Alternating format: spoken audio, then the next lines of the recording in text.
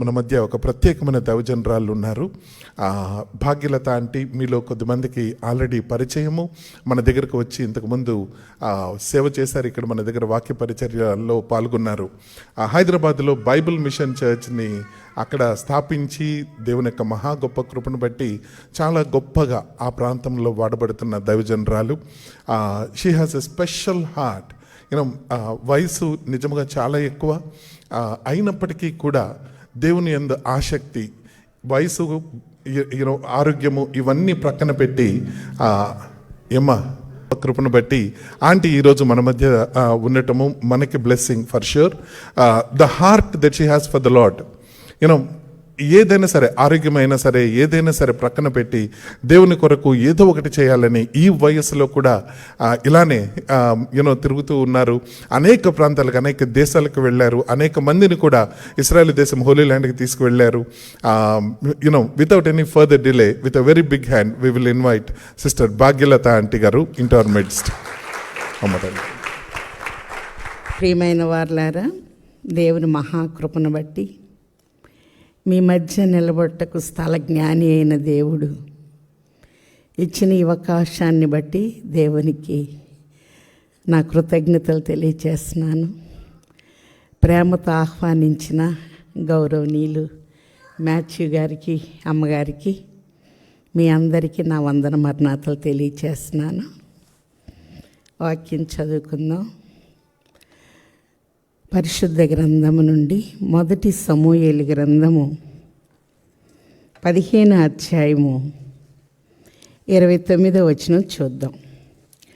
మరియు ఇశ్రాయేలీయులకు ఆధారమైన వాడు నరుడు కాడు, ఆయన అబద్ధమాడడు, పశ్చాత్తాపడడు. ప్రార్థన.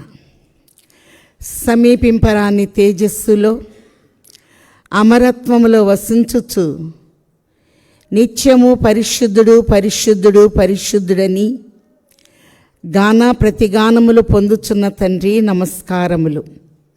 అపరిమిత జ్ఞాన సంపన్నులయ్యున్న మీరు మా జ్ఞానమునకు అందరూ మిమ్మల్ని అర్థము చేసుకున్న అనేక పద్ధతులలో ఆరాధనా పద్ధతి, ప్రార్థనా పద్ధతి, పరిశుద్ధాత్మ పద్ధతి, వాక్యోపదేశ పద్ధతి ద్వారా తండ్రి అని మిమ్మల్ని సమీపించుటకు మీరిచ్చిన చనువును బట్టి నమస్కారములు.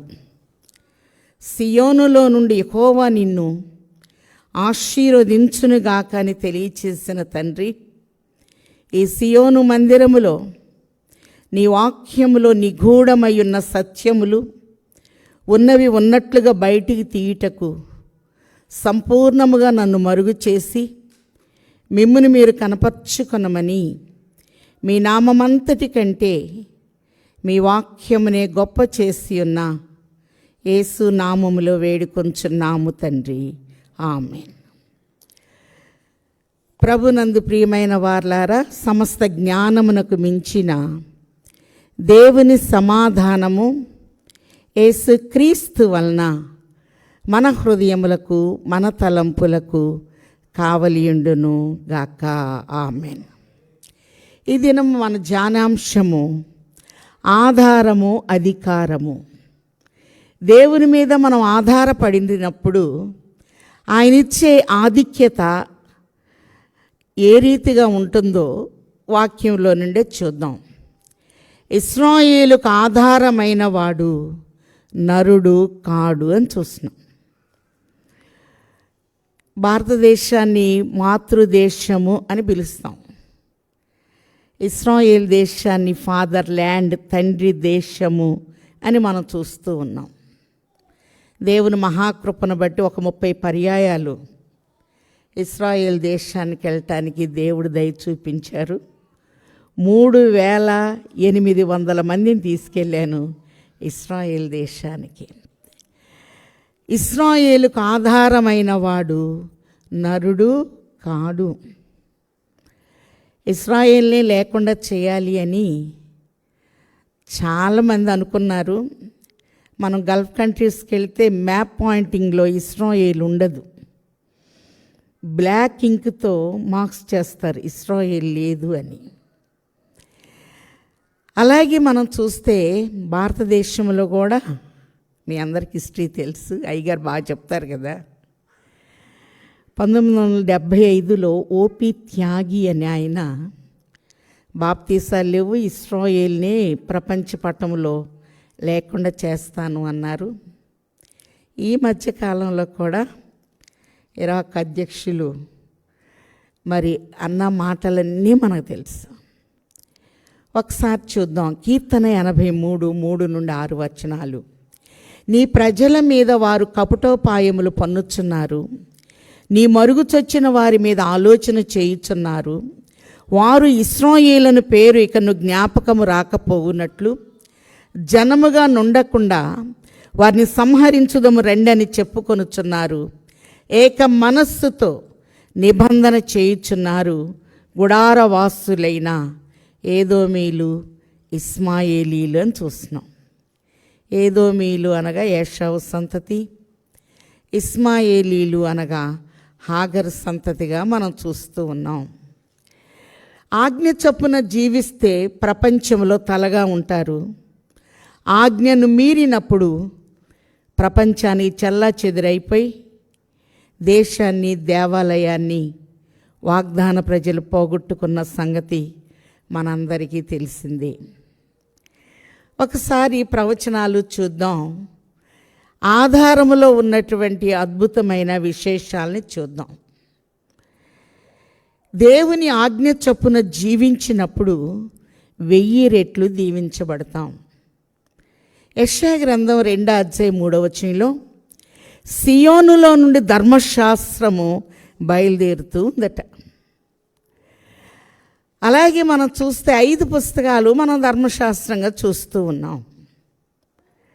ద్వితీయోపదేశకాండం 1:11 తండ్రి ఆజ్ఞ చొప్పున జీవిస్తే 1000 రెట్లు మీరు దీవించబడతారు అని ప్రభు తెలియచేస్తున్నారు. 30 దంతలు, 60 దంతలు, 100 దంతలు కాదు, కానీ 1000 రెట్లు అనే మాట చూస్తున్నాం. ద్వితీయోపదేశకాండంలో చూస్తున్నాం, ఒకడు 1000 మందిని తరుమును, ఇద్దరు 10,000 మందిని తరుముదురు. మన లెక్కల్లో ఒకళ్ళు 1000 అంటే ఇద్దరు 2000. 8 రెట్ల శక్తిని ఆయన మీద ఆధారపడినప్పుడు తండ్రి మనకిచ్చువారై ఉన్నారు. బైబిల్లో 66 పుస్తకాలు ఉన్నాయి, 40 మంది రచయితలు. బైబిల్ అంతా 7 అంశాల మీద కూర్పు చేయబడి ఉన్నది. 1 ప్రవచనము, 2 జన్మ, 3 సిలువ, 4 పునరుద్ధానం, 5 ఆరోహణం, 6 తిరిగి వచ్చుట, 7 నిత్యరాజ్య పాలన. ఈ 7 అంశాల మీద 66 పుస్తకాలు కూర్పు చేయబడి ఆధారపడినట్లుగా మనం చూస్తూ ఉన్నాం. ఇశ్రాయేలుకు ఆధారమైన వాడు నరుడు కాడు. కాబట్టి సియోన్ ఆయన దేంతో పోల్చారంటే కనుగుడ్డుతో పోల్చారు. నిన్ను ముట్టినవాడు నా కనుగుడ్డు ముట్టిన వానితో సమానము. నేను హైదరాబాద్లో మా చర్చికి యెరూషలేము మహిమ మందిరం అని పెట్టుకున్నాం. ఒక చర్చికి సియోను మందిరం అని పెట్టుకున్నాం. ఒక చర్చికి వలీవల ప్రార్థనా మందిరం అని పెట్టుకున్నాం. సియోను యొక్క ప్రత్యేకతలను ఒకసారి చూచి లోపలికి వెళ్ళిపోదాం. యెషయా గ్రంథం 4:3 యెషయా గ్రంథము 4:3 సియోనులో దాఖలైన ప్రతి వానికి పరిశుద్ధుడు అని పేరు పెట్టబడును అనే మాట చూస్తూ ఉన్నాం. దాఖలవటం అంటే నమోదు చేయబడుట అనే మాటని మనం చూస్తున్నాం. సియోను కుమార్తెలకున్న విశిష్టత మనందరూ తెలుసు. విలాప వాక్యంలో చూస్తున్నాం కదా, రేయి మొదటి జామున లేచి ప్రార్థన చేయాలి. మరి ఈజిప్టు నేను ఒక 28 సార్లు వెళ్ళాను. వాళ్ళు సూర్య ఆరాధన చేస్తారు. క్యాలెండర్ వాళ్ళ దగ్గర ప్రారంభమైంది, మాయా క్యాలెండర్ అనే విషయం మనందరూ తెలుసు. సూర్యుని కంటే 3 రోజులు ముందు ఉంది బైబిల్. మొదటి దినాన వెలుగు కలిగింది, రెండో దినాన ఆకాశం కలిగింది, మూడో దినాన సముద్రంలో నుండి భూమి బయటకు వచ్చింది, 4వ దినాన సూర్య చంద్ర నక్షత్రాలను చూస్తూ ఉన్నాం. మన ప్రార్థన సూర్యోదయం కంటే ముందుగా ఉండాలి గనుక రేయి మొదటి జామున ప్రార్థన చేయండి అని ప్రభు మనకి తెలియచేస్తూ ఉన్నారు. సియోను కుమార్తెలు అంటే ఈ సార్వత్రిక సంఘమే. నమ్మకము చాలా బలంగా ఉండాలి.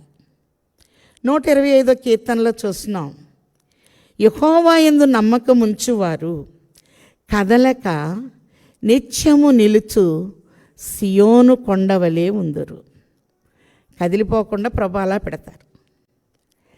అలాగనే మనం చూస్తే సియోనులో ఉన్న ప్రత్యేకత ప్రభు రాసై ఉన్నారు. కీర్తన 2లో మనం చూస్తే ఏలికలు ఏకీభవించి ఆలోచన చేయుచున్నారు. బైబిల్ అంతట్లో ఇక్కడొక్క చోట నవ్వుచున్నట్టుంటుంది. ఆకాశమందు ఆసీనుడగువాడు నవ్వుచున్నాడు. సియోనులో నా రాజును నేను ఆసీనునిగా చేసి ఉన్నాను అనే మాటలను చూస్తూ ఉన్నాం. సియోనులో రాజు ఎవరంటే మన ప్రభువే. అలాగే మనం గమనించినట్లయితే 14వ కీర్తన 53వ కీర్తన ఒకటే. 14వ కీర్తనలో 7వ వచనం చివరి వచనంలో సియోనులో నుండి రాజు వస్తున్నట్లు మనం చూస్తున్నాం. అలాగనే కీర్తన 53 6వ వచనంలో కూడా సియోనులో నుండి ఎవరు వస్తారంటే రాజు వస్తారు. వాక్యంలో మనం చూస్తే మరి కొన్ని మర్మాల్ని ప్రభు మనకి ఇప్పుడు అందించేవారై ఉన్నారు. ఒకసారి చూద్దాం. ఇశ్రాయేలుకు ఆధారమైన వాడు నరుడు కాడు, అబద్ధమాడడు, పశ్చాత్తాప పడడు అనే మాటని మనం చూస్తూ ఉన్నాం. మొదటిగా ఆయన ఆజ్ఞకు ఆధారము. దేవుని ఆజ్ఞలు అవును అన్నట్లుగానే నెరవేరుతూ ఉన్నాయి. మత్తయి సువార్త 20వ అధ్యాయంలో మనం చూస్తే 38 నుండి 40 వరకు నిన్ను వలె నీ పొరుగు వారిని ప్రేమించుము అనే మాట మీద, ఈ ఆజ్ఞ మీద ధర్మశాస్త్రము బైబిల్ అంతా ఆధారపడినట్లుగా మనం చూస్తూ ఉన్నాం. నిన్ను వలె నీ పొరుగు వారిని ప్రేమించుము. ప్రేమ చాలా శాశ్వతమైనది అని, ఆజ్ఞకు ఆధారము మన ప్రభు. ఆజ్ఞ చొప్పున జీవిస్తే తలగానే ఉంచుతాడు, తోకగా ఉంచడు అని ప్రభు తెలియచేస్తూ ఉన్నారు. ఓ చిన్న అనుభవం చెప్తాను. పోయిన సంవత్సరం జూన్లో నేను టర్కీ దేశం వెళ్ళాను. 3 సంవత్సరాల నుంచి ప్రార్థన చేసుకుంటున్నా, ప్రభు 7 సంఘాలకు వెళ్ళాలి. ప్రకటన 1:4లో ఉంది కదా, ఆసియాలో ఉన్న 7 సంఘములకు శుభమని చెప్పి వ్రాయము. ఈ 7 సంఘాలతోనే ప్రపంచంలో ఉన్న సంఘాలన్నీ ప్రభు పోల్చారు గనక, నీ చిత్తమైతే 7 సంఘాలకు వెళ్ళడానికి మార్గం సరళం చేయనైనా అనుకున్నాం. చాలా పెద్ద ప్రయాణం అది. ఇస్తాంబుల్ వరకు బాగుంది. తర్వాత ఇజ్మీర్కి వెళ్ళి, ఇజ్మీర్ నుంచి ఎఫెస్కి వెళ్ళిన తర్వాత కొంచెం కష్టతరంగా ఉంది. ఎఫెస్ సంఘానికి వెళ్ళినప్పుడు ప్రభు నాకు నేర్పిస్తున్నారు, నీళ్ళు అసలు ప్రేమ లేదు అని. ఎఫెస్ సంఘానికి దాన్ని స్థాపించిన ఆయన అపోల్లో, మొదటి పాదిరి గారు పౌలు గారు, అసిస్టెంట్ పాదిరి తిమోతి. కానీ పౌలు గారు స్థాపించిన సంఘములో ప్రేమ తగ్గింది. ప్రకటన 2:4లో చూస్తున్నాం, మొదట నీకుండిన ప్రేమను నీ వదిలితివని నీ మీద తప్పు ఒకటి మోపవలసి ఉన్నది. రాను రాను ఆజ్ఞలన్నీ ప్రేమతో ముడిపడి ఉన్నాయి గనక, నిన్ను వలె నీ పొరుగు వారిని ప్రేమించుము అనే ఆజ్ఞ ఆధారమై ఉన్నది అని ప్రభు చక్కగా మనకి తెలియచేస్తూ ఉన్నారు. అలాగే నేను దేవుని మహాకృపను బట్టి 187 సార్లు బైబిల్ చదువుకున్నా. 66 పుస్తకాలు 7 సార్లు రాశాను. కానీ ప్రతి వచనం క్రొత్తగానే ఉంటుంది. బైబిల్ అంతా నాకు తెలుసు అని ఎవరూ చెప్పలేం. అనంత జ్ఞాని అయిన తండ్రి ఏ సమయంలో ఏ మాట ద్వారా ఎవరిని ఎలా తాకుతారో మనకి తెలియదు. ఎఫెసు అనగా కోర తగినది వెళ్ళాం. తర్వాత ప్రకటన గ్రంథం రాసిన స్థలానికి వెళ్ళాలి అని యోహాన్ గారి సమాధి దగ్గరికి వెళ్ళాలనుకున్నాం. చాలా ఎత్తులో ఉంది. నాకు కొంచెం కాలు ప్రాబ్లం. మా గైడు జిహాద్, అదేం పేరు నాయన అంటే పరిశుద్ధ యుద్ధం అంటున్నాడు. టర్కీ అతను కదా. మేడం మీరు రాలేరు, మీరు ఇక్కడ కూర్చోండి అని ఓ చెట్టు దగ్గర కూర్చోబెట్టారు. 7 వెళ్ళాం. మా అబ్బాయి అందరూ పైకి వెళ్ళారు. నాకు ఏడుపు వచ్చింది. యేసయ్య, నేను ప్రకటన 22 అధ్యాయాలు గంటలు పెట్టుకున్నాను ఎప్పుడు, కానీ ఆ స్థలానికి వెళ్ళటానికి నా కాలు సహకరించటం లేదు. అంత పైకి ఎక్కలేవని వదిలేసి వెళ్ళిపోయారు. నీ వాక్యంలో ఉంది కదా, ముదిమి వచ్చు వరకు నిన్నెత్తుకొని వాడను నేనే.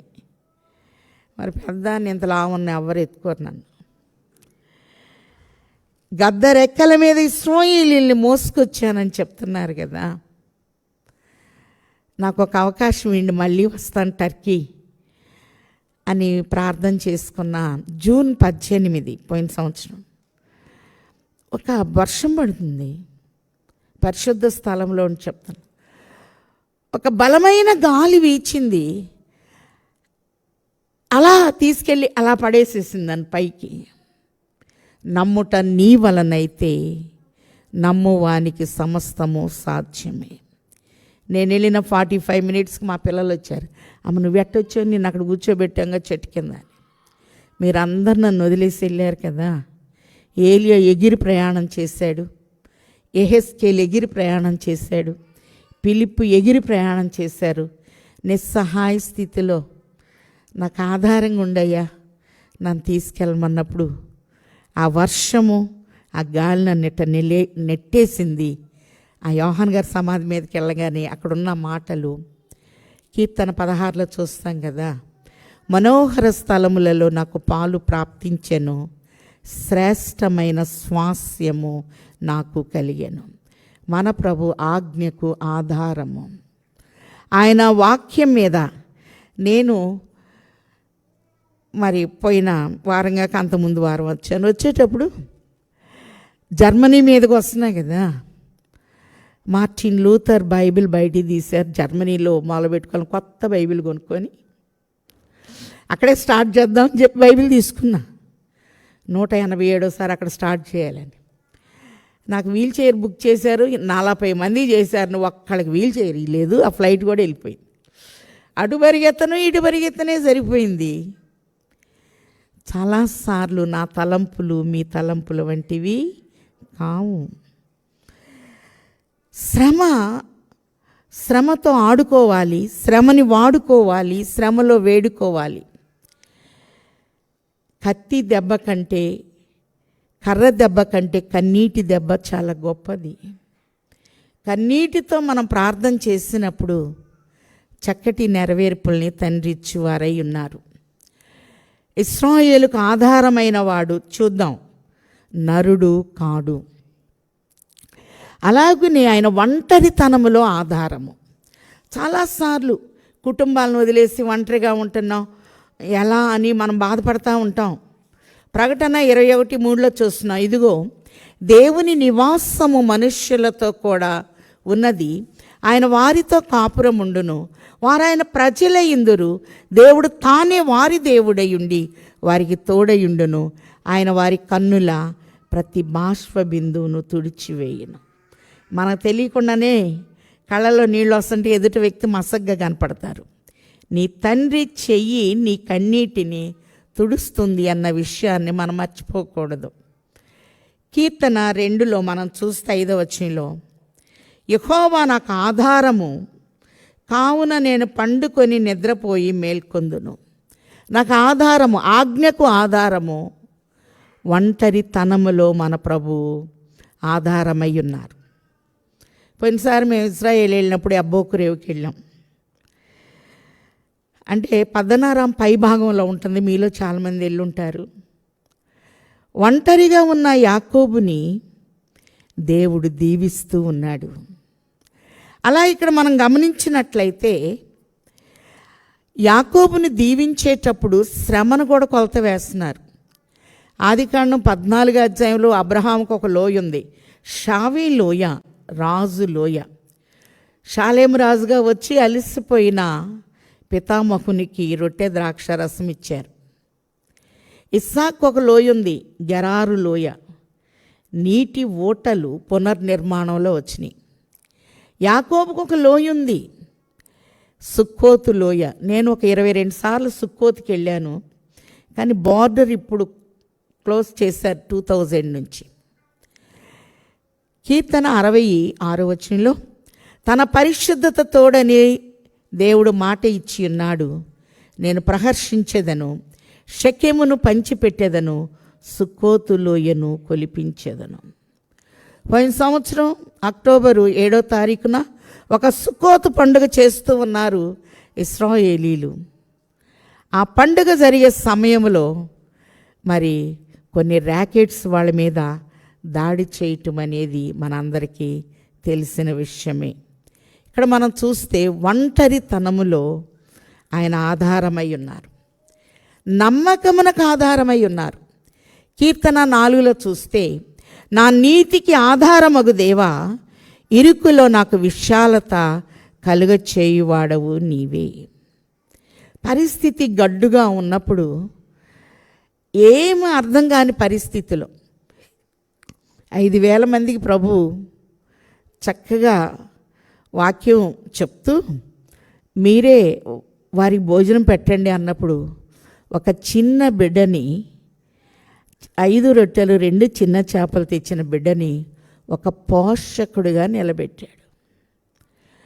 కాబట్టి ఆయన విశ్వాసమునకు ఆధారము, నా నీతికి ఆధారమగు దేవా, ఇరుకులో నాకు విశాలత కలుగ చేయువాడవు నీవే అనే విషయాన్ని చూస్తూ ఉన్నాం. ఫిలదెల్ఫియా సంఘానికి వెళ్ళినప్పుడు టర్కీలో నేను నిలబడలేక ఒక రాయి మీద కూర్చున్నా. అక్కడికి 2 వ్యక్తులు వచ్చి, మేడం ఇది హోలీ ప్లేస్, అస్సలు కూర్చోకూడదు, మీరు నిలబడే మాట్లాడాలన్నారు. ఆ మాట భలే నచ్చింది. పోన్లే, వీళ్ళు టర్కీ వాళ్ళైనా దేవాలయాలు పడగొట్టిన సెక్యూరిటీ వాళ్ళు ఇచ్చిన సాక్ష్యము, ఇది హోలీ ప్లేస్, ఇక్కడ కూర్చోకూడదు. ఆ మాట చాలా నచ్చింది. తండ్రి మనకి అందించే మాటల్లో కొన్ని మర్మాలని తప్పకుండా ఉంటాయి. యెషయా గ్రంథము 3వ అధ్యాయంలో మనం చూస్తే, ఆలకించుడి, దేవుని మాట వింటుంటే చాలు, అద్భుతాలని తండ్రి జరిగించువారై ఉన్నారు. ఆలకించుడి, యెషయా 3:1 ప్రభువును సైన్యములకు అధిపతియగు యెహోవా పోషణాధారమును అన్నోదకముల ఆధారమంతయు పోషణమంతయు. అన్నోదకములు, ఉదకము అంటే నీరని మనందరూ తెలుసు. ఆహారము నీరు మనం ఎక్కడున్నా మనకి ఎవరిస్తారంటే ప్రభు ఇస్తారు. సైన్యములకు అధిపతియగు యెహోవా పోషణ ఆధారము, ఆజ్ఞకు ఆధారము, ఒంటరితనములో ఆధారము, నీతికి నమ్మకానికి ఆధారము మన ప్రభు పోషణకు ఆధారము. ఏ సమయంలో దూర ప్రాంతాలకు వచ్చాం, కుటుంబాలను వదిలి, ఎలా అనుకున్నప్పుడు నేను చేసే కంటికి కనపడవు, చెవికి వినపడవు, మనుష్య హృదయమునకు అగోచరమన్న తండ్రి చక్కటి పోషణ మనకిచ్చువారై ఉన్నారు. మేము టర్కీ వెళ్ళినప్పుడు ఎఫెస్కి వెళ్ళాం, స్ఫుర్నాకి వెళ్ళాం. ఫెర్గమా సంఘానికి వచ్చినప్పుడు వాళ్ళు చెప్తున్నారు, కాన్స్టంటినోపుల్ చక్రవర్తి శనివారం ఆరాధనని ఆదివారానికి మార్చారు, మరి ఈ సంఘాన్ని ఆయన కట్టారని చెప్తూ ఉంటే నాకు ఆకలేస్తుంది. ప్రభు 3 రోజుల నుంచి భోజనం లేదు, ఆ టర్కీ కోళ్ళు రొట్టెలు తినలేకపోతున్నాం. ఆ రోజు పాఠంలో మరుగై ఉన్న మన్నాని ఇస్తానన్నావు కదా, సహాయం చేయంటే బాంబే వాళ్ళు కూడా ఒక 20 మంది వచ్చారు టర్కీ చూడాలని. వాళ్ళు వంట చేస్తూ, మీరు పాస్టమ్ గారంటే అవునంటే, భోజనం పెడతాం తింటారా అన్నారు. తప్పకుండా అన్న. ఇప్పుడు అనిపించింది ఎంత సుకుమార భక్తితో నేను చేస్తున్న సేవ అపోస్తులు ఈ స్థలంలో చేశారు అంటే, ఎన్ని ఉపవాసాలు చేశారు, ఎంత నలిగి వారు సేవ చేశారు.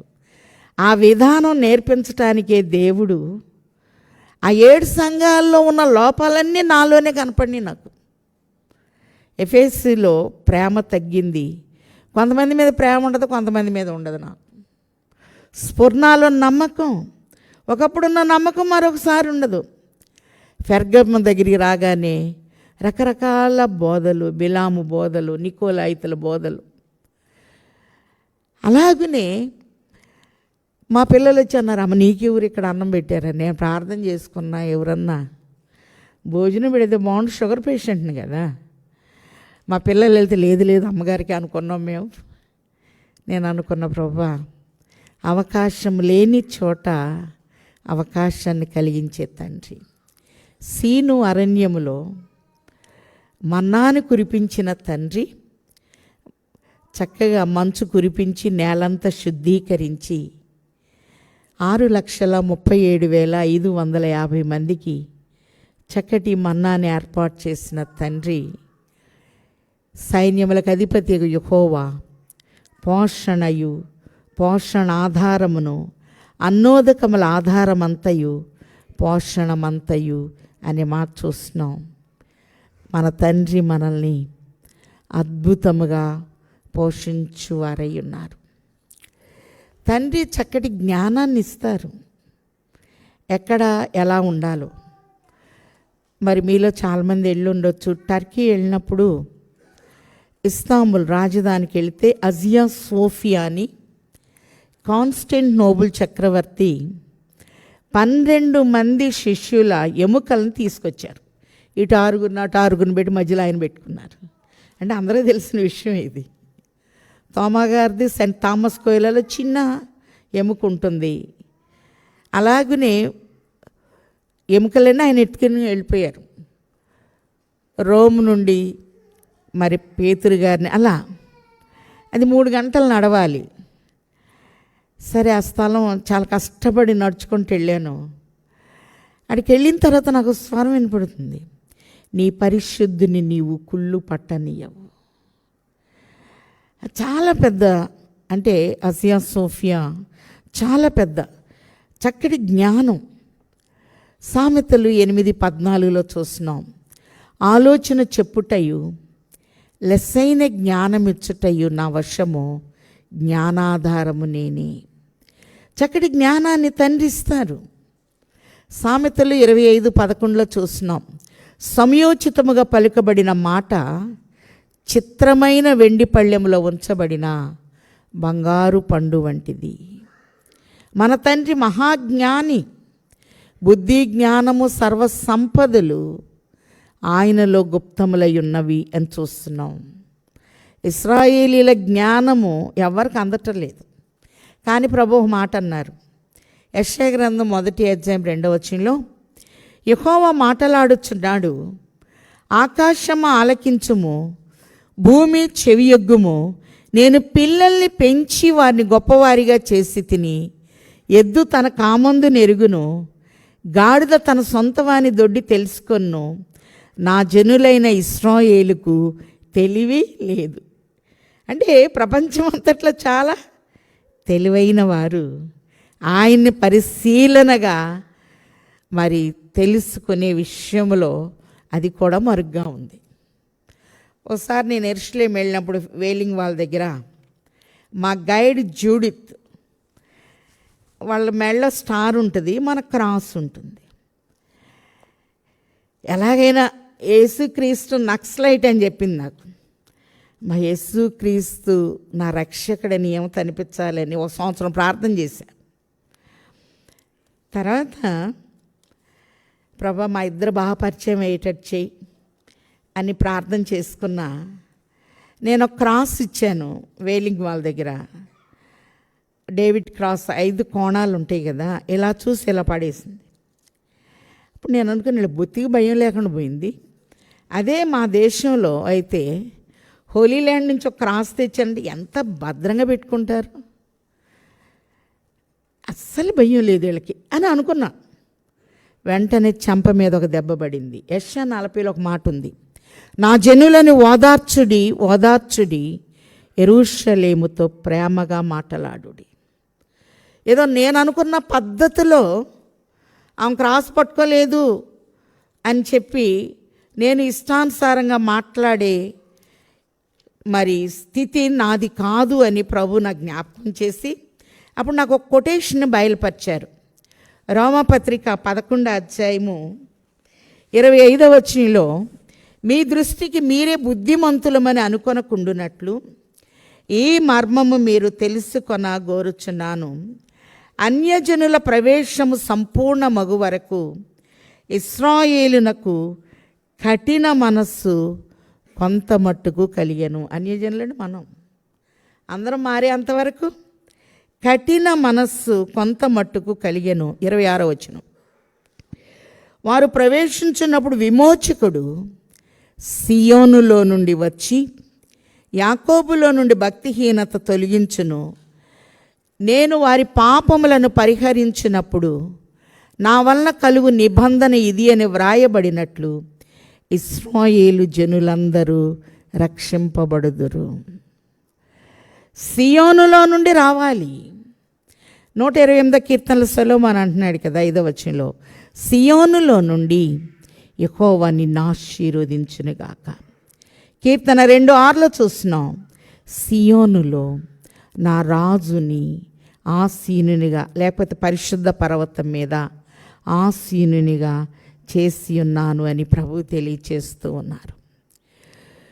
యూదులతో పాటు మనకు సమాన హక్కులు ఎప్పుడు వస్తాయంటే, ఎఫెసీలకు రాసిన పత్రిక 3వ అధ్యాయం 6వ వచనంలో, ఎఫెసీలకు రాసిన పత్రిక 3వ అధ్యాయం 6వ వచనంలో ఈ మర్మం మీదనగా ఒక చిన్న గీత ఇచ్చి, అన్యజనులు సువార్త వలన యేసుక్రీస్తు సాటి అవయవములను వాగ్దానములలో పాలివారునయ్యున్నారనున్నదియే అనే మాట చూస్తూ ఉన్నాం.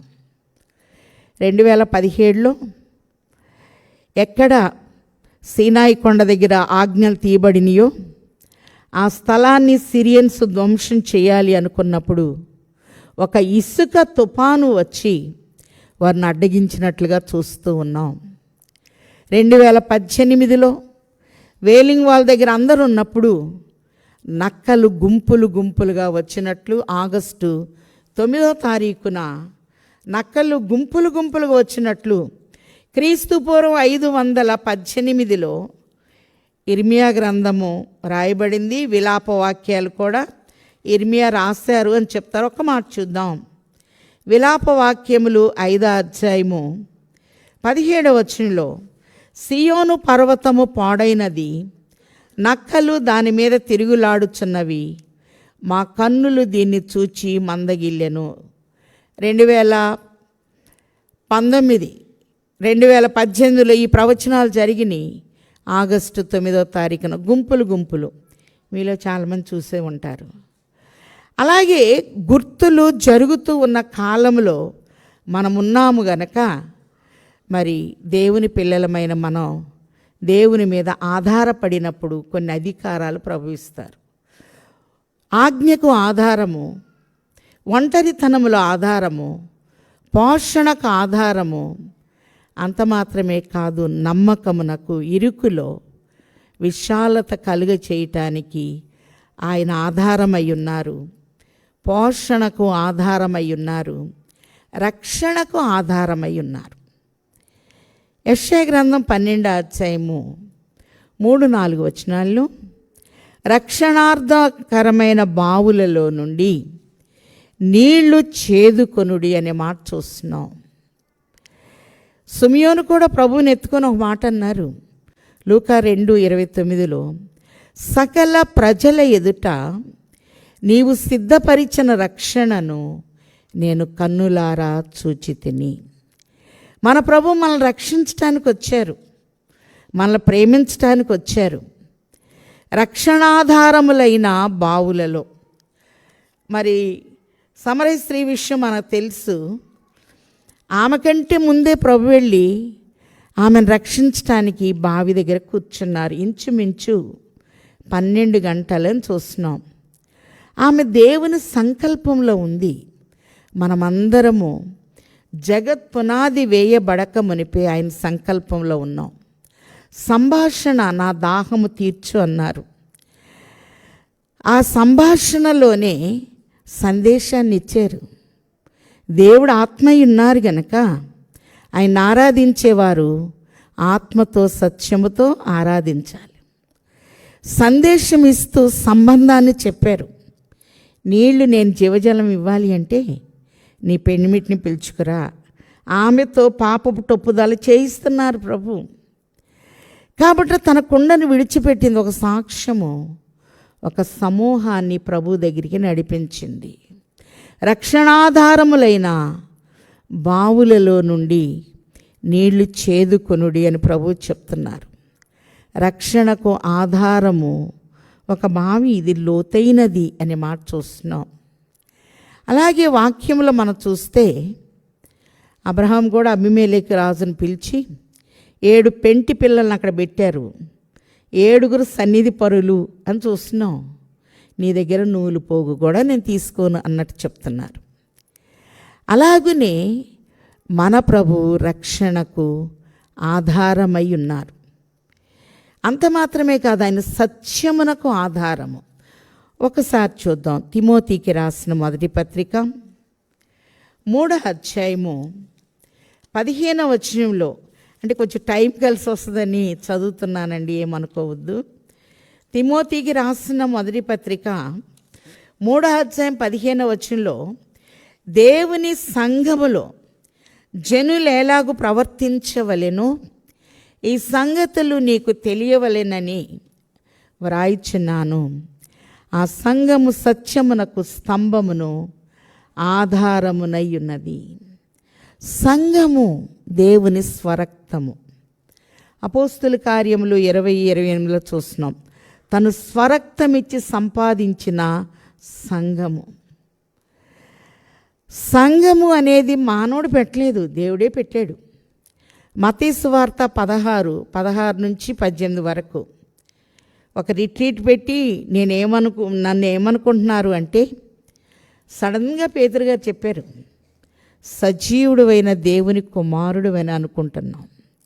సీమోను బర్యోనా, నువ్వు ధన్యుడవు, నరులు నీకు బయలుపరచలేదు, పరలోకమందున్న నా తండ్రి ఈ మర్మము నీకు బయలుపరిచారు. ఈ బండ మీద నా సంఘము కట్టు. సంఘము దేవుని చేత కట్టబడింది. సంఘమునకు క్రీస్తు శిరస్సై ఉన్నారు. నేను టర్కీ వెళ్ళినప్పుడు 7 సంఘాలు అనుకున్నాను, నాకు తెలియదు కదా. అప్పుడు మా గైడ్ అన్నాడు, మీరు కొలసి సంఘానికి వస్తారంటే అది కూడా ఇక్కడే ఉంది ఏంటన్నా. అయ్యో, కొలసి, కొరింతి, పిలిపి మొత్తం ఇక్కడే ఉన్నాయని చెప్పారు. ఇప్పుడు నేను అనుకున్నా, ఎంత లేటుగా వెళ్ళారా ఇక్కడికి అనుకున్నా. చాలా జాగ్రత్తగా బండి మీద ఆ అబ్బాయిని గట్టి పట్టుకుంటూ తీసుకెళ్ళాడు. కొలసి చాలా పైన ఉంది. మరి టర్కీ విషయంలో మీరు చూడొచ్చు. కొలసి 1:18 సంఘమునకు క్రీస్తు శిరస్సై ఉన్నారు. కాబట్టి ఆయన సార్వభౌమ అధికారం ఆయన దగ్గర ఉంది. సంఘము ఆయన చేత కట్టబడింది. సంఘమునకు ప్రభువు శిరస్సు. సంఘము దేవుని స్వరక్తము. సంఘముల అభివృద్ధి ఉండాలి. అపోస్తుల కార్యములు 9లో మనం చూస్తే 31లో, సంఘము నానాటికి క్షేమాభివృద్ధి నొందుచు గలిలయ, సమరయ, యూదయ, బూదిగంతముల వరకు వ్యాపించుచుండేనని చూస్తున్నాం. పోయిన సంవత్సరం అట్టున్నాం, ఈ సంవత్సరం అట్లాగే ఉన్నామంటే అదేం అభివృద్ధి? ప్రకటన 22:2 చూస్తున్నాం, అది నెల నెల ఫలించును. ఒకసారి చూద్దాం. 1 తిమోతి 3:15లో, జీవము గల దేవుని సంఘములో జనులు ఎలాగూ ప్రవర్తించవలనో అది నీకు తెలియవలనని ఈ సంగతులు నీకు వ్రాయిచున్నాను. ఆ సంఘము సత్యమునకు స్తంభమును ఆధారమునై ఉన్నది. సంఘము సత్యమునకు స్తంభము ఆధారము అని ప్రభువు తెలియచేస్తూ ఉన్నారు. ఇలా మనం చెప్పుకున్నాం, సియోనులో దాఖలైన ప్రతి వానికి యెషయా 4:3 పరిశుద్ధుడు అని పేరు పెట్టబడును అనే మాటల్ని మనం చూస్తున్నాం. సంఘములో ఉన్నప్పుడు క్షేమం అనేది ఉంటుంది. కీర్తన 16లో చూస్తే సంఘము క్షేమమునకు ఆధారము. చాలాసార్లు సంఘాన్ని మనం నిర్లక్ష్యం చేస్తాం. కీర్తన 16:2 నీవే ప్రభుడవు, నీకంటే నాకు క్షేమాధారం ఏదీ లేదని యెహోవాతో నేను మనవి చేయుదును. క్షేమాధారము. ఇశ్రాయేలునకు ఆధారమైన వాడు నరుడు కాడు. ఒంటరితనములో ఆధారము, జ్ఞానమునకు ఆధారము, పోషణకు ఆయన ఆధారము. సంఘములో స్తంభాల్లాగా మనల్ని నిలబెట్టడానికి ప్రకటన గ్రంథం 3:11 చూస్తున్నాం. లోకమంతటి మీదకి శ్రమ వచ్చినా మీరు నా వాక్యాన్ని గైకొన్నారు గనక 11 మిమ్మల్ని కాపాడుతాను. లోకమంతటి మీద కరోనా వచ్చేసింది, నాకు కూడా వచ్చింది. కానీ ఆయన దయ చొప్పున ప్రభు మనల్ని కాపాడాడు. వాక్యాన్ని గైకొన్నప్పుడు నేను కాపాడుతాను, మిమ్మల్ని స్తంభాల్లాగా నిలబెడతాను అని ప్రభువు తెలియచేస్తూ ఉన్నారు. ఆయన క్షేమానికి ఆధారము, ఆయన ఆరోగ్యమునకు ఆధారమై ఉన్నారు. యోబు గ్రంథము 24 గనక మనం చూచినట్లయితే, యోబు గ్రంథము 24 చాలా బలంగా ఉండొచ్చు. అస్సలు నన్ను ఎవ్వరు ఎదుర్కోలేరు అన్నంత స్థితి ఉండొచ్చు. ఇబ్రహీం కూడా అలాగే అనుకున్నాడు. కానీ ఏ టైంలో ఏం జరుగుద్దో మన జ్ఞానానికి అందదు. ఒకసారి చూద్దాం. యోబు గ్రంథము 24:22 చూస్తే, ఆయన తన బలము చేత బలవంతులను కాపాడుచున్నాడు. కొందరు ప్రాణమును గూర్చి ఆశ విడిచినను వారు మరలా బాగుపడుదురు. ఆయన వారికి అభయము దయచేయును గనక వారు ఆధారము నొందుదురు. అభయము దయచేయును. ప్రభు మీద మనం ఆధారపడినప్పుడు ఆయన అభయాన్ని ఇస్తాడు. నేనున్నాను అని ఆయన ధైర్యపరుస్తారు గనక మనం ఆధారం పొందటానికి యోగ్యమైన స్థితి అనే విషయాన్ని ప్రభు స్పష్టంగా మనకు తెలియచేస్తున్నారు. ఆయన పోషణకు ఆధారము, ఆయన ఒంటరితనములో మనకు ఆధారము, ఆజ్ఞకు ఆధారము, జ్ఞానానికి ఆధారము. సంపూర్ణముగా దేవుని మీద మనం ఆధారపడితే జకర్యా గ్రంథం 12 5-6 మా దేవుడైన యెహోవాను మేము నమ్ముకొనుట వలన మాకు బలము కలుగుచున్నదని చెప్పుకొందురు. టెక్సస్లో 7 పెయ్యలు దొరికినాయి, మచ్చలేని పెయ్యి దొరికింది. మరి 2 years బ్యాక్ మేము వెళ్ళినప్పుడు అవి చూస్తాకి వెళ్ళాం. ఇక బలివ్వాలి అనుకున్న సమయంలో శ్రమ అనేది అక్టోబర్ 7 కనపడినట్లుగా మనం చూస్తూ ఉన్నాం. నిన్ను కాపాడువాడు కునకడు నిద్రపోడు అని ప్రభువు తెలియచేస్తూ ఉన్నారు. ఆయన మీద ఆధారపడినప్పుడు కొన్ని అధికారాలను ఇస్తాడు దేవుడు. చేతి పనుల మీద అధికారం ఇస్తాడు. ఆయన చేతి పనులు సూర్య చంద్ర నక్షత్రాలు 4వ దినపు సృష్టిగా చూస్తున్నాం. ఏలియా వర్షాన్ని ఆపాడు. యెహోషువ సూర్యుడిని చంద్రుడిని ఒక దినమంతా ఆపాడు. ఎరికోలో ఉన్న గుడ్డివాడు సృష్టికర్తను ఆపాడు. లూకాసు వార్త 18:35 యేసు దావీదు కుమారుడా నన్ను కరుణించు అన్నప్పుడు యేసు నిలిచి వాణ్ణి పిలిచి అని చూస్తున్నాం. ఆ ఉచ్చారణ చాలా బాగుంది. ఎరికోలో ఉన్న గుడ్డివాడికి మత్తయి సువార్త 1 ఏముందో తెలుసు.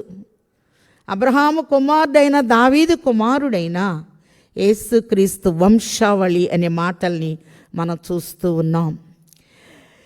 చేతి పనుల మీద అధికారం ఇస్తారు. అందుకే కీర్తన 8:5-6 వచనాల్లో, నీవు కలుగ చేసిన సూర్యచంద్ర నక్షత్రములను నేను చూడగా మనుష్యుని జ్ఞాపకం చేసుకొనుటకు వాడేపాటి వాడు, నరపుత్రుని దర్శించుటకు వాడేపాటి వాడు, నీ చేతి పనుల మీద వానికి అధికారం ఇచ్చి ఉన్నావు. కాబట్టి ఒక అధికార స్థానాన్ని ప్రభుత్విస్తారు. 90వ కీర్తన హెడ్డింగ్ చూస్తున్నాం, దైవజనుడైన మోషే చేసిన ప్రార్థన. చివరి వచనంలో, మా చేతి పనిని మాకు స్థిరపరచుము, మా చేతి పనిని, అయ్యా మా పనులు పోయేటట్టున్నాయి, నువ్వు స్థిరపరచు అని ఆజ్ఞను ఆధారంగా చేసుకొని తండ్రిని మనం అడిగినప్పుడు చక్కటి నెరవేర్పును ప్రభువిస్తారు. చేతి పనుల మీద అధికారం ఇచ్చిన తండ్రి పట్టణాల మీద అధికారం ఇస్తాడు. ఎవరిని ఏ పట్టణంలో ఎలా దీవించాలో అనంత జ్ఞాని అయిన తండ్రి తెలుసు. లూకాసు వార్త 19:16లో మీనాలు ఇచ్చాడు. మరి వాటిని అభివృద్ధి చేసినప్పుడు ఈ 10 పట్టణముల మీద నువ్వు అధికారివయుండు అని ప్రభు చెప్తూ ఉన్నారు. ప్రభు ఇచ్చిన సామర్థ్యాన్ని చక్కగా వాడుకున్నప్పుడు తండ్రి మనల్ని చక్కగా ఆశీర్వదించువారై ఉన్నారు అని ప్రభు తెలియచేస్తూ ఉన్నారు. ఏ సమయంలో ఎలా దీవించాలో ప్రభువు తెలుసు. ప్రకటన గ్రంథము 2:25లో చూస్తే, తుయతైర్ సంఘానికి మేము వెళ్ళినప్పుడు లూదియా ఒక స్త్రీ చీకటి ఖండాన్ని మార్చిన విషయం చూచినప్పుడు చాలా సంతోషం వేసింది. ఏదో పౌలు గారి బోధ, సముద్ర తీరాన్ని నిన్న ఈమె ఆ తుయతైర పట్టణంకి వెళ్ళినప్పుడు ఆమెను గురించే చెప్తూ ఉన్నారు. లూదియా హృదయం తెరవబడింది, ఆమె ప్రభువునందు విశ్వాసం ఉంచింది, అపోస్తుల్ని చేర్చుకున్నారు, ఒక ఖండాన్ని రక్షించగలిగింది. నమ్ముట నీ వలనైతే నమ్మువానికి సమస్తము సాధ్యమే అని ప్రభు తెలియచేస్తున్నారు. ప్రవర్తన మీద అధికారం ఇస్తారు. సామెతలు 3:6లో, నీ ప్రవర్తన అంతటి మీద ఆయన అధికారమునకు ఒప్పుకొనుము. ప్రభు నువ్వు నన్ను ఎలా నడిపిస్తావో కీర్తన 32:7-8 వచనాలు చూస్తున్నాం. నీ మీద దృష్టి ఉంచి నీకు ఆలోచన చెప్పేదను, నీవు నడవలసిన మార్గము నీకు బోధించేదను అని ప్రభు తెలియచేస్తున్నారు. ప్రభు మీద మనం ఆధారపడితే మందిరాల మీద అధికారం ఇస్తారు ప్రభు. నా మందిరము సమస్త జనులకు ప్రార్థనా మందిరం. నేను బైబిల్ చదివి హైదరాబాదులో 3 పెద్ద మందిరాలు కట్టే స్థితి దేవుడిచ్చాడు. ఎందుకంటే హెబ్రీ 11:3లో ఉంది కదా, దేవుని వాక్యము వలన ప్రపంచములు నిర్మాణమైనవనియు. వాక్యం ప్రపంచ నిర్మాణం చేస్తే కుటుంబ నిర్మాణం చేయదా? ఒక స్థల నిర్మాణం చేయదా? ఏ సమయంలో ఏది ఇవ్వాలో తండ్రి మనకిస్తారు. జకర్యా గ్రంథం 3:7 వచనంలో, నా మార్గములను నడుచుచు నేను నీకు అప్పగించిన దాన్ని భద్రముగా గైకొన్నెడలా నీవు నా మందిరం మీద అధికారివయుందువు, ఇక్కడ నిలుచు వారికి కలిగిన భాగ్యము నేను నీకిత్తును. చివరిగా మనం చూస్తే యెహోషువ గ్రంథము 24:25 నుండి చూస్తే, సింధూర వృక్షం దగ్గర నుంచి ఒక రాయి తీసుకొచ్చారట. యెహోషువ అంటున్నాడు, మోషే తర్వాత నాయకుడు కదా, నేను చెప్పిన ధర్మశాస్త్రం అంతా ఈ రాయికి వినపడింది. మీరు నా మాటలు పట్టించుకోలేదనుకో, ఈ రాయి మీ మీద సాక్షి అయి ఉంటుంది అని తెలియచేస్తూ ఉన్నారు. ఇశ్రాయేలు భూలోకమును తలక్రిందులు చేయువారు. ఇశ్రాయేలుకు ఆధారమైన వాడు సర్వశక్తి కలిగిన దేవుడు. నిన్ను ముట్టినవాడు నా కనుగుడ్డు ముట్టిన వానితో సమానము అని ప్రభు తెలియచేస్తూ ఉన్నారు. తన బిడ్డల్ని ఏ టైంలో ఎలా కాపాడుకోవాలో, మరి జూయిష్ హోటల్స్కి వెళ్ళినప్పుడు మనం తప్పకుండా ప్రతి రూమ్లో కనుగుడ్డు ఉంటుంది. నేనన్నా ఎందుకు ఇంత కనుగుడ్డెట్ట పెట్టారు భయం పుట్టేటట్టంటే ఒకరు చెప్పారు, సంవత్సరాది మొదలుకొని సంవత్సరాంతం వరకు ఆయన దృష్టి మన మీద ఉంటుంది. ఆయనకు ఆధారమైన వాడు. ప్రపంచాన్ని చిన్న దేశము 1947 ఆగస్టు 15న భారతదేశానికి స్వతంత్రం వస్తే 48 మే 14న ఇశ్రాయేలుకు వచ్చింది. సంపూర్ణమైన విజయాలతో దేవుడు నింపాడు. ప్రపంచంలో నుంచే వాళ్ళని తొలగించాలి అనుకున్నప్పుడు వారి పట్ల దేవుడు చేసే కార్యములు అంజూరపు చెట్టు చిగురించింది. అంత మాత్రమే కాదు, నా కనుగుడ్డు అని ప్రభువు చెప్తున్నారు. నీకు విరోధముగా రూపించబడిన ఏ ఆయుధము వర్ధిల్లదు అన్నారు. ప్రవచనాలన్నీ నెరవేరుతున్నాయి. విలాపవాక్యములు 4లో మనం చూస్తే, బంగారము ఎట్లు మందగిలినది, మేలిమి బంగారం ఎట్లు మార్చబడినది. సార్వత్రిక సంఘమే మేలిమి బంగారం అని ప్రభువు చెప్తున్నారు. 7వ వచనంలో, దాని గనులు హిమము కన్నా శుద్ధమైన వారు, వారు పాలకంటి తెల్లని వారు, వారి దేహకాంతి నీలము వంటిది, వారు పగడముల కంటే ఎర్రని వారు, ఇట్టి వారి ఆకారము బొగ్గు కంటే నలుపాయను.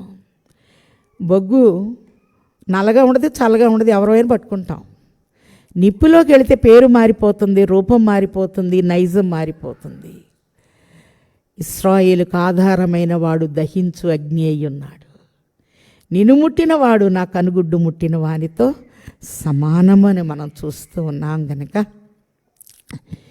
దేవుని మహాకృపను బట్టి ఆయన ఆజ్ఞకు ఆధారము, ఆయన ఒంటరితనములో ఆధారము, నీతికి ఆధారము, పోషణకు ఆధారము, రక్షణకు ఆధారము, జ్ఞానమునకు ఆయన ఆధారము, క్షేమమునకు ఆయన ఆధారము, సంఘమునకు ఆయన ఆధారమై ఉన్నారు. ఆయన మీద ఆధారపడినప్పుడు చేతి పనుల మీద అధికారం ఇస్తాడు, సృష్టి మీద అధికారం ఇస్తాడు, పట్టణాల మీద అధికారం ఇస్తాడు, జనాల మీద అధికారం ఇస్తాడు, మందిరాల మీద ప్రభు అధికారం ఇస్తారు. కన్నీటితో మనం ప్రార్థన చేసినప్పుడు యోవేలు 2:12 మీరు ఇప్పుడైనా ఉపవాసం ఉండి కన్నీరు విడుచొచ్చు మనపూర్వకముగా నా యొద్దకు రండి. కర్ర దెబ్బ కంటే, కత్తి దెబ్బ కంటే కన్నీటి దెబ్బ చాలా గొప్పది గనక కన్నీటిలో ఉన్న వారిని ప్రభు ఆదరిస్తాడు. ఆయన వారి కన్నుల ప్రతి బాష్ప బిందువును తుడిచి వేయనని చూస్తున్నాం. శ్రమతో ఆడుకుంటూ షడ్రక్ మిషక్ అబేద్నెగోలు ఆడుకున్నారు. పెద్ద పార్కులోకి వెళ్ళినట్టు వెళ్ళారు వాళ్ళు అగ్నిగుండంలోకి. శ్రమలో వాడుకోవాలి. యోబు వాడుకున్నాడు. శ్రమలో వేడుకోవాలి. యోసేపు వేడుకున్నాడు గనక ఐగుప్తికి ఆయన ఏలికయ్యారు గనక ప్రభు మీద ఆధారపడి ఆయన ఆధారంగా చేసుకొని అన్ని విషయములలో చక్కగా ఎదగగలిగినటువంటి స్థాయిని, సామర్థ్యమును సియోనులో నుండి ధర్మశాస్త్రం వచ్చినట్లు ఆజ్ఞను గైకొంటే 1000 రెట్లు దీవిస్తానన్న తండ్రి అట్టి దీవెన మనందరికీ తండ్రి అందించి వేయును గాక. ఆమెన్. అవకాశం ఇచ్చిన దేవునికి, ప్రేమతో అవకాశం కలిగించిన గౌరవనీయులు నా ఆత్మీయ కుమారుడు మ్యాథ్యూ గారికి, అమ్మగారికి ఎక్కువ టైం తీసుకున్నానేమో దయతో మన్నించండి. మీ అందరికీ నా కృతజ్ఞతలు తెలియచేస్తున్నాను. చిన్న ప్రార్థన. మంచి బోధకుడు అయి ఉన్న తండ్రి, నీ మాటలు వెండి అంత పవిత్రములు. నీ మాటలు నాకు దొరకగా వాటిని భుజించి తిని అని ఇర్మియా అంటున్నాడు గనక నిన్ను ఒంటరితనములో ఆధారముగా చేసుకొని నీవే మమ్మల్ని పోషిస్తున్నావు గనక నాయన నీ యొక్క పోషణలో మేముంటూ నీ ప్రవర్తన అంతటి మీద ఆయన అధికారానికి ఒప్పుకో అన్నారు గనక నీ చిత్తానుసారముగా నడవగలిగిన స్థితినివ్వండి. సియోనులో నుండి ధర్మశాస్త్రము వచ్చిన రీతిగా సియోనులో నుండి మీరు మమ్మల్ని ఆశీర్వదిస్తూ ఉన్నారు. అలాగే ఈ సియోను మందిరమును ఎంత చక్కగా దీవించి చక్కటి ఆత్మపూరితమైన ఆరాధనని యవనస్తులైన బిడ్డల ద్వారా మీరు అందించినందుకై వందనాలు. ప్రతి కుటుంబమును మీరు అభిషేకించి నీ స్వరక్తమిచ్చి సంపాదించారు గనక మహిమ నుండి అధిక మహిమకు నడిపించమని ప్రధాన బోధకుడయ్యున్న యేసు నామములో వేడుకొంచున్నాము తండ్రి. ఆమేన్.